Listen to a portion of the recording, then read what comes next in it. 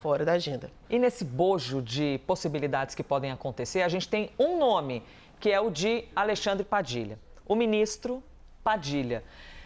A ponte entre o executivo e o legislativo, essa ponte, que às vezes é a ponte do rio que cai, né, minha gente? Ela precisa existir e ela é feita pelo ministro Padilha. Porém, existem algumas críticas, que poderia... A gente não sabe se os outros fariam melhor, mas a gente sabe que tem um monte de gente dizendo como deveria ser feito.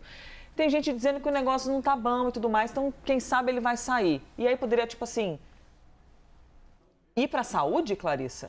Então, Elisa, é muito bonito, né, o governo vazar agora a versão de que a fritura da Anísia não é uma fritura política, ela vem porque, não está tendo entrega. É muito bonito dizer isso, porque é um argumento muito mais nobre, digamos assim, para o presidente da República demitir uma ministra que está ali trabalhando desde o início do governo, do que admitir que ele está cedendo para tentar encontrar uma fórmula para compor suas forças no Congresso Nacional, para angariar apoio do Centrão, para conseguir trazer essas forças políticas para perto, ou seja, é sim ceder ao toma lá da cá. E por que esse toma lá da cá, essa composição de forças com o Centrão, ela tem tanta força nessas negociações relacionadas ao Ministério da Saúde?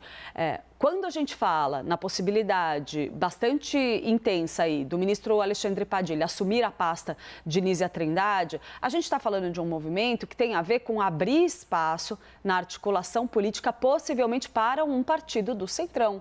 Um dos cotados para a vaga de Alexandre Padilha é Isnaldo Bulhões. Então, assim, a ideia é sim contemplar eventualmente outras siglas que não o PT dentro do Palácio do Planalto. Isso está certo? Não. Você também tem nomes petistas cotados para essa posição. Aparece Jacques Wagner, embora muita gente ache difícil ele assumir esse posto. José Guimarães também costuma ser citado. Mas ainda assim tem essa discussão de ceder essa cadeira dentro do Palácio do Planalto para um partido de centro.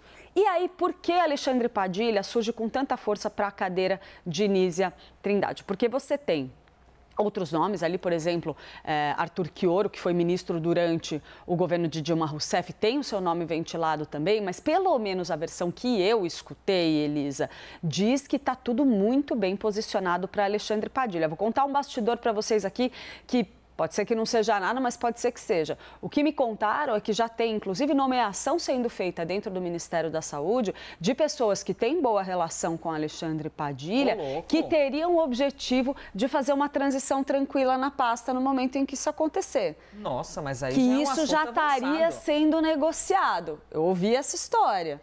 Enfim, tem algumas mudanças aí já sendo feitas nos ministérios, isso é normal, você tem um entra e sai de gente que às vezes aparentemente não quer dizer nada, mas aí já põe uma pessoa ali que se dá bem com o Padilha, olha só, eu ouvi essa versão. E no corredor tudo se fala também, né? Qualquer firma é desse jeito. E aí Alexandre Padilha na saúde serve a dois outros propósitos importantes. Primeiro, o presidente Lula confia muito em Alexandre Padilha como uma pessoa capaz de construir uma boa marca para o seu governo que possa ajudar num projeto de reeleição ou de construção do seu sucessor em 2026. Lembrando, Padilha foi ministro da Saúde já e ele chegou a liderar grandes projetos como, por exemplo, Mais Médicos, que foi uma bandeira importante dos governos petistas, né? Isso só para citar um exemplo. E ele teve uma atuação muito elogiada por Lula nessa pasta. Então, ele tem um olhar político, ele tem um olhar que, embora ele seja médico, não é só técnico. Ele consegue enxergar bem e traçar bem um panorama ideal com vistas à eleição de 2026. E aí você tem um outro fator adicional, Elisa, que é o fato de que Alexandre Padilha é um quadro com potencial eleitoral para o PT que está muito frágil em São Paulo. A gente tem falado muito sobre o fato de os petistas não terem candidato para apresentar para o governo de São Paulo nas próximas eleições em 2026.